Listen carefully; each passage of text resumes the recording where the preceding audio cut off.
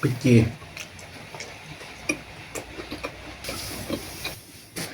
กราบสวัสดีครับสวัสดีพี่น้องปองไปสุขุสุคนมาพบพอนุวันที่แซ่บอีกที่เก่านะครับพี่น้องมาพี่น้องมื้อนี้มาทั้งเมนูเส้นนะครับได้ก๋วยเตี๋ยวนะครับก๋วยเตี๋ยวเรืออยุธยาพี่น้องพริกจีนะครับโอ้พริกจีมาเป็นถ้วยเลยพี่น้องเฮ็ดกินเองครับพี่น้องมาพี่น้องมาผักกาดผักแกมมาหลายๆที่เก่ามีมะระจีนมานำสูตรน้ำเข้มข้น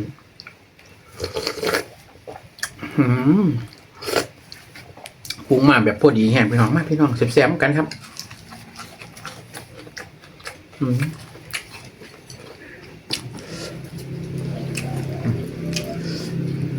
เป็นเส้นเล็ก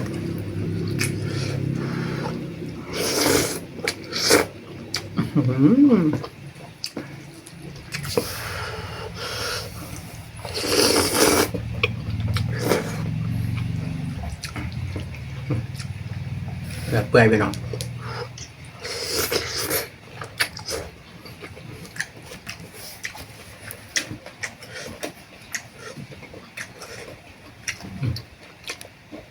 ปิกเกต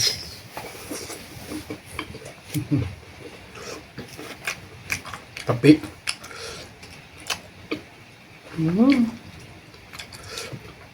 สุดยอดมากพี่น้อง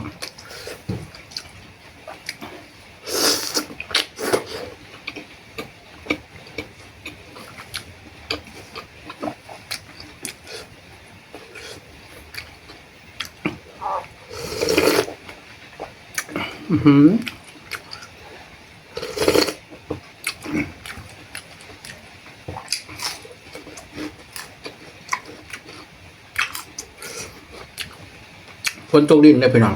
บรรยากาศฝนตกดินนะครับ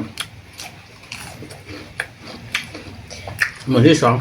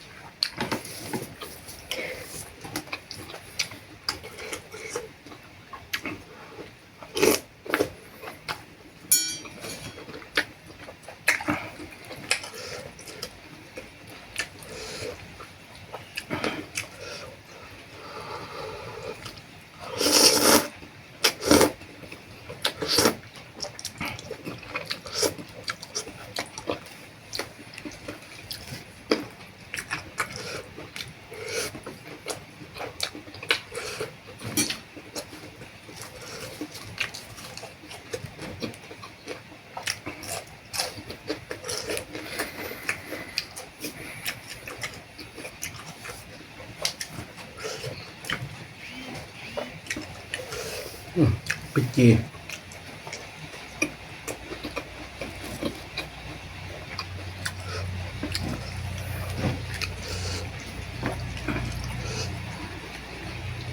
เส้นกอดกันดีขนาดพี่น้อง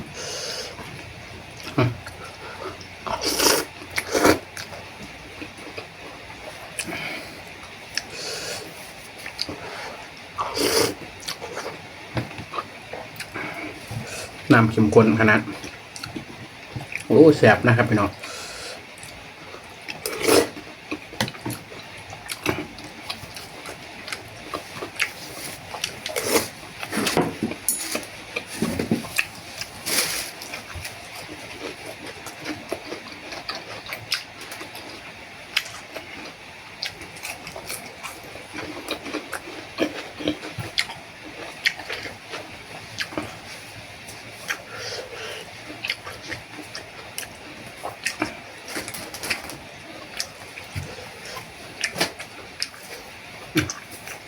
วิกกี้สีขาว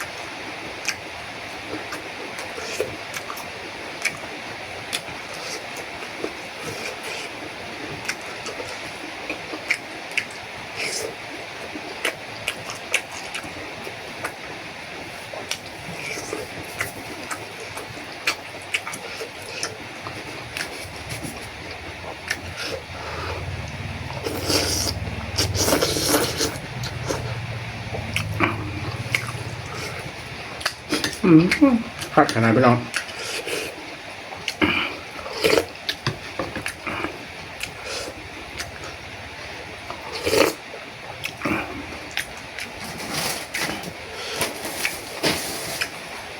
เป็ดกุ่นซ้ำ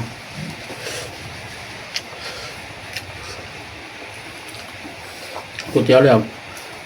ว่าเพชรอยู่แล้วกินพริกเข้าไปอีกพี่น้องเพชรกุ่น3เลย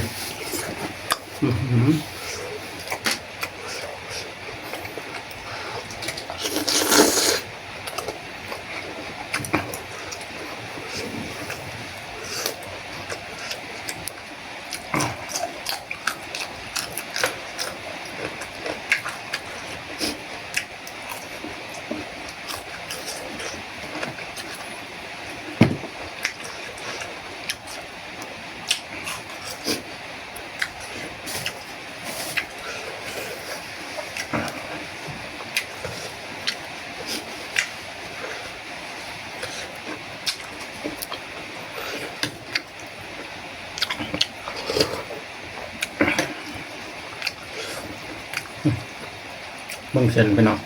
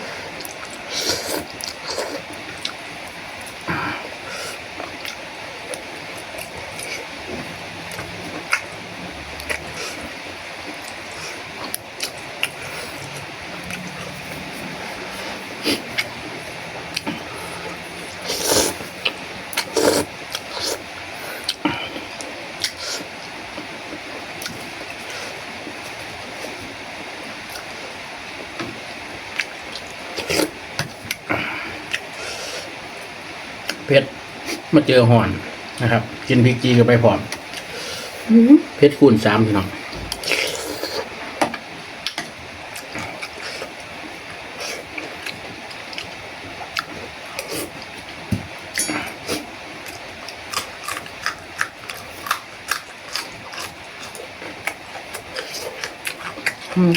ผักขนาด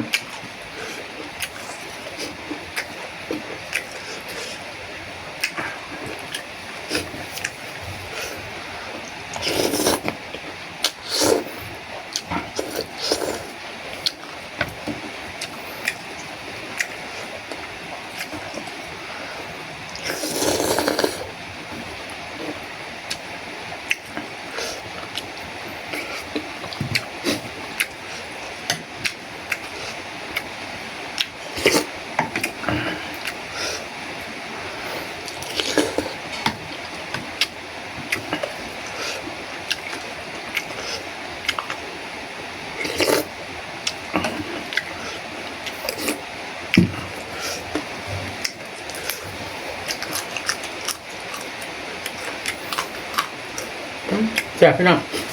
ไปแล้วมองไปหน่อยเผ็ดคูณ3ครับอีกทีมั้ง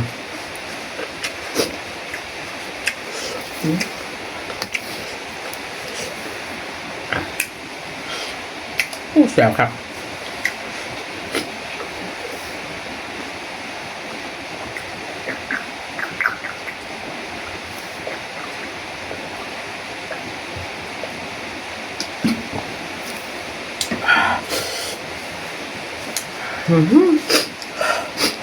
ขาดพี่น้องสุดยอดดีๆนะครับก๋วยเตี๋ยวเรือ